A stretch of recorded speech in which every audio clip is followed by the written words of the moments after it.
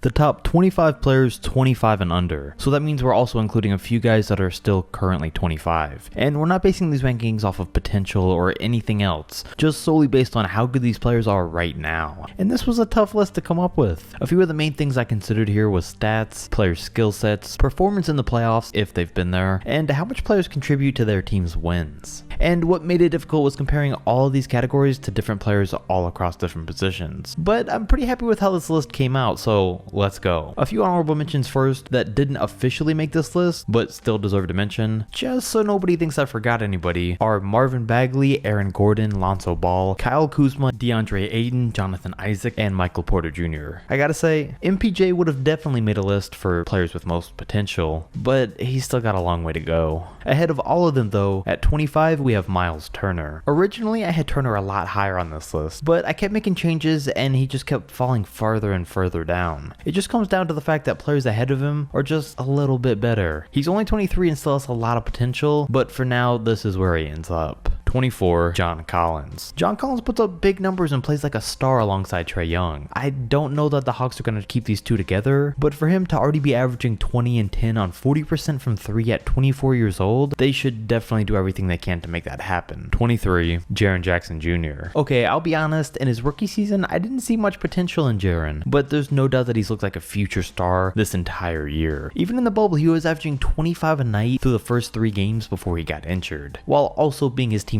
best defender. And he's already had a lot of injuries early on so far, so let's just hope he can stay healthy and be a star alongside Ja Morant going forward. 22, Tyler Hero. Without the playoffs before they started, Hero was good, but probably wouldn't have made this list. But with the playoffs, with how good he was, as only a rookie, it was no question to rank him here. I used to think he was going to be maybe a Lou Williams type player, but now I could see him turning into a Devin Booker one day. If not, then somewhere in between the two. He's a 6'5" playmaking scorer that came up huge in both categories, all the way up until the end of the NBA Finals, and he's only 20 years old. 21, De'Aaron Fox, who stepped up again this year and put up 21 and 7 on the season. He's a great young player who's only 22 right now, so the future's still very bright for him. It's just hard to give him too much credit though while he's on the Kings. I'm not even gonna blame him for not being able to lead them to wins or to the playoffs, because at this point it's just on Sacramento. They got talented players, and they couldn't even get DeMarcus Cousins in the playoffs years ago, so it's their fault and not Fox's. But like I said, it's just hard to rank him any higher while he's still playing there. I think Zach LaVine at number 20 is in a similar position. He was on the Timberwolves and now the Bulls, and as we know, both have been terrible. He also hasn't been able to lead either of them to any amount of wins though, no matter who he's played with, so a little is on him, but maybe that'll change. For now though, he just seems like a lesser version of Devin Booker. Number 19, Domantas Sabonis. Sabonis was a big surprise this year. He'd been coming off the bench his whole career, and I knew once he got a chance to start, he'd be great. But the 18, 12, and 5 and making the All-Star team still caught me a little off guard, and it's been great to see from him and how dominant he was able to be. And I'd like to think if he would have been able to play in the playoffs this year, the Pacers might not have gotten swept. 18, Zion Williamson. Okay, if Zion played an entire season and kept it at the same pace, then he probably would have ranked higher, but having only played 24 games in the NBA so far, I just couldn't do it. I couldn't rank him any higher than this. But hey, to rank here as a 19-year-old is still a great thing. Plus, still no major injuries for him. 17, Shai Gilgeous-Alexander. The entire regular season, Shai was on fire, but in the postseason against the Rockets, he was a little inconsistent. We can't really knock him too much though, because he still had some great games against them, and it was the first time he was ever even in the playoffs. Plus, he was matched up with James Harden and Russell Westbrook, so he gets a pass. And I knew he had a lot of potential, but I didn't know he'd be so good so fast, averaging 19 a game at 21 years old. 16, Ja Morant. A lot of players that I've mentioned put up a lot better numbers than Morant did this year, who averaged 17, 7, and 4, but Ja made a clear difference on his team and led the Grizzlies to wins, for the most part. Even with him, Memphis was expected to be one of the worst teams in the league this year, but led by Ja, they just barely missed out on the playoffs after they were on pace to make it almost all year long. And when you got a player that young doing things like that, you know he's going to be a future star. 15, Kristaps Porzingis. Porzingis is 24 years old right now, and just imagine how high he would actually rank on this list if he could just stop getting injured. If he wouldn't have missed out on so many games so far, he'd be a lot better by now. He was an all-star at 22 for the Knicks before his big injury, and his injury this year cut his first playoff appearance short. He still really does have MVP Dirk Nowitzki potential down the line, but only if he stays healthy. Either way though, when he is on the court, he's good enough to be ranked this high without a doubt. 14, D'Angelo Russell, who's 23 years old and is a great young point guard. Being a one-time All-Star, a near 20-10 guy, and someone who's led his team to the playoffs is what ranks him here. Number 13, Jaylen Brown. Jaylen just keeps getting better every year. He's been a great defender since day one, and I didn't know that his offensive game would ever catch up, but he averaged 21 a game in the regular and the postseason. With how good he's already gotten, I'm gonna put it out there and say that he's really gonna make the All-Star team next year. I mean, especially if Jason Tatum and the Celtics keep things up. But yeah, his skill as a two-way player is what ranks him this high. Number 12, Brandon Ingram. And Brandon Ingram was an All-Star this year for the first time, and he deserved it because he played as the Pelicans' go-to guy. He played at a higher level than Drew Holiday and Zion, and everything came together for him this year. He put up 23, 6, and 5 at 23 years old. Let's also not ignore the fact that he just shot 40% from 3 on top of that. So I could see him putting up maybe 28 a game in his prime. He just missed out on the top 10 this year, but next year I'm sure he's going to rank higher. And now we have numbers 9, 10, and 11. And these ones really messed me up because we got Bam Adebayo, Devin Booker, and Jamal Murray. And 2 of them are proven in the playoffs while Devin Booker's never played a postseason game. And these could all be interchangeable, but we still got to rank Devin Booker higher than them. It was tough, but we're going with Jamal Murray at 11, Bam at 10, and Devin Booker at 9. Jamal's a great player in the regular season, but he becomes a superstar in the playoffs. Bam has looked great all year long, including in the finals, but he still does have parts of his game that need a lot of work. And the Lakers exposed some of those, which was why they were able to slow him down so much. And Devin Booker's just as good as the others, while also being the leader of his team for the Suns.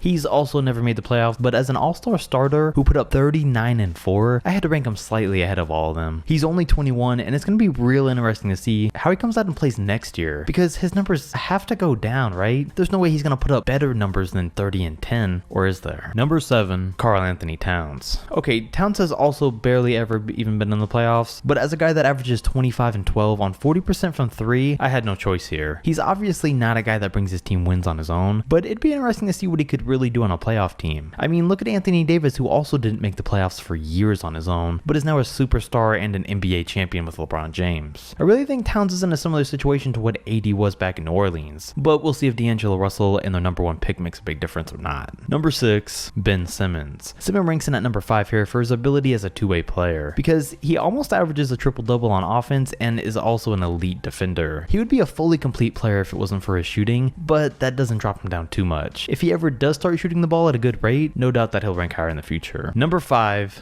Donovan Mitchell. Simmons may have beat Mitchell for the Rookie of the Year, but he definitely doesn't beat him out here. No doubt Ben's the better player on defense, but Mitchell's a team leader. He's proven that he's the star of the Utah Jazz, and has proved it every year that he's been in the playoffs. Like this year, he only played 7 playoff games, but still, through them, he averaged 36, 5, and 5 on 51% from 3. So yeah, talk about having a complete overall game. 4, Jason Tatum. If there was any argument about it before, there isn't anymore. Jason Tatum's a star. He's 21 years old and averaged 25, 10, and 5 in the postseason, leading his team to the Eastern Conference Finals, which means I think we're going to see another big jump for him again next season. He's taken huge leaps every single year so far, but he's just getting started, and the move to power forward really helped him do that. I'm excited for his future, and hey, at this rate, who knows how good it'll be by the time he actually turns 25. Number 3, Nikola Jokic. Alright, not gonna lie, I made this entire list and then forgot he even existed, but it's okay because I remember to include him just in time. And he's without a doubt number 3 here, and I wouldn't be surprised if he can lead the Nuggets to an NBA Finals before too long. Thanks to him, they've made a huge impact on the league already, and hopefully he only gets better. He's been playing at around the same level for a few years now, but if he can step things up, he'll be unstoppable. Number 2, Luka Doncic, and who knows how good Doncic will be at 25. He pretty much put up a 29-point triple-double in the regular season, and a 31-point triple-double in the playoffs. I knew he was good, but I didn't know that I was expecting him to get even better in the postseason. And hey, they might have even beat the Clippers if Porzingis hadn't have gone down. I mean, the man says the NBA is easy, and I'm just excited to see how good he continues to get, because we haven't seen a second-year player this good in a very long time. Then number 1 goes to Giannis. I mean, obvious one here, he's still 25 until December, so I had to include the 2-time MVP, and at this point there's really no competition. But if there was any big changes you would have made on this list, comment them down below and let me know. These lists are tough, so I like to hear feedback. Also, drop a like on the video if you enjoyed, subscribe if you haven't already, with notifications on, and I'll catch you next video.